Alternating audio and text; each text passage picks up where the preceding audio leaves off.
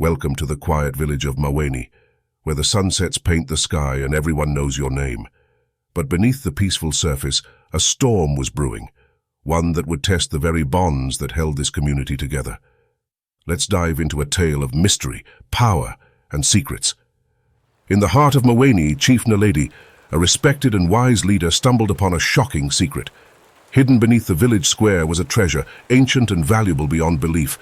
But with great treasure comes great temptation. Concerned about the impact of his discovery, Chief Naledi confided in his old friend Makena, the village healer. Makena, wise and trustworthy, advised secrecy to prevent chaos. Makena, the village healer, asked Chief Naledi to see the ancient treasure. She held her hands out to receive it. The moment that Chief Naledi handed it to her, their hands touched the ancient items at the same time. A light started to glow from it. They both changed to their younger selves. They looked at each other in amazement. A certain sadness started to overwhelm them as they looked down. The treasure turned into large shells and beads. They were worth a lot at the market. They could help many people in the village.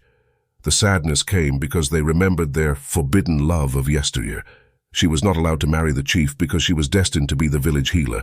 Immediately the chief remembered that in his haste he left a paper at the village square by the great tree.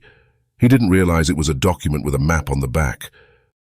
Little did they know Kofi, the chief's ambitious nephew, overheard their conversation. Blinded by the glitter of gold and power, Kofi began plotting. He saw the treasure as his chance to overthrow his uncle and take control of the village. Word of the treasure spread like wildfire. The village was abuzz with rumors and greed. Trust began to erode, friendships strained, and the fabric of the village was at stake. Chief Naledi was faced with a dilemma that threatened not just his power, but the unity of Maweni. Many visitors came from neighboring villages in hopes of taking a glance at the treasure. Some offered to buy it with lots of gold and other trinkets. Chief and the healer never left the hut since it was found. They increased security and sent messengers to tell the visitors to return from where they came. It was a warning before great calamity would befall them. The ancient treasure continued to multiply, and they buried as much as they could in the soil under the great hut. They found that their union is what caused it to do such a thing. Each time they touched it together, they became even younger than before. They called for an elder from a neighboring village to find out why this was happening and what they could do about it. The village was still in an uproar, until they noticed that their crops were growing faster than ever before. Their businesses were getting better. The elder healer from a neighboring village touched the ancient item as well, but it did not make her any younger. Instead, it gave her more sight to see into the matter. She discerned that the Chief Naledi and the healer, Makena, were not actually getting younger. They were reverting back to their former lives. They were separated 3 lives ago because of an evil curse. It had nothing to do with the chief not being able to marry a healer. It was because an evil man named Chacho wanted the healer for himself. Chacho was believed to be over 120 years old. He had the ability to transform himself into a younger man whenever he wished. It would only last for a short period of time. Many of the villagers spoke of the rumors, but he always laughed and said, "The young person that you saw was my apprentice." The healer felt that something was wrong with his spirit. There was a sadness all around him. The apprentice was very handsome, but she never saw him and Chacho together at the same time. He was supposed to deliver the ancient gift, but instead he buried it. It was meant to be their wedding gift. It contained the key to the village's prosperity.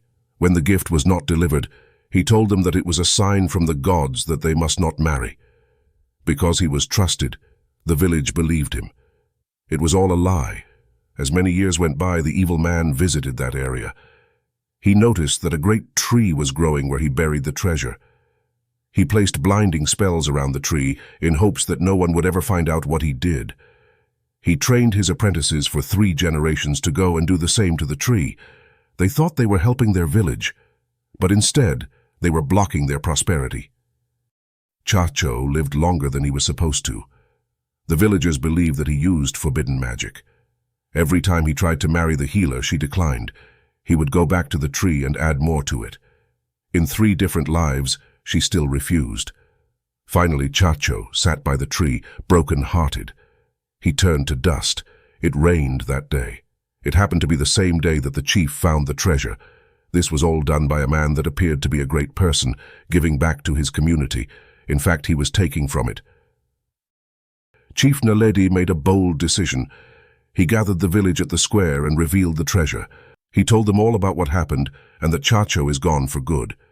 He made a declaration that he will marry the healer and the village will continue to prosper. He established a treaty with the neighboring village to join together. He spoke with the leaders of other villages and told them about the ancient treasure as well. He proposed using it to benefit all, building a school and a clinic. His heartfelt speech reminded them of their shared values and the strength of unity. As the sun set over Maweni once more, the village found a new dawn of cooperation and harmony. The treasure, now a symbol of their collective future, brought them closer than ever. And in his heart, Chief Naledi knew he had made the right choice. Join us next time for more stories and legends. Until then, enjoy your life and be mindful of wolves in sheep's clothing.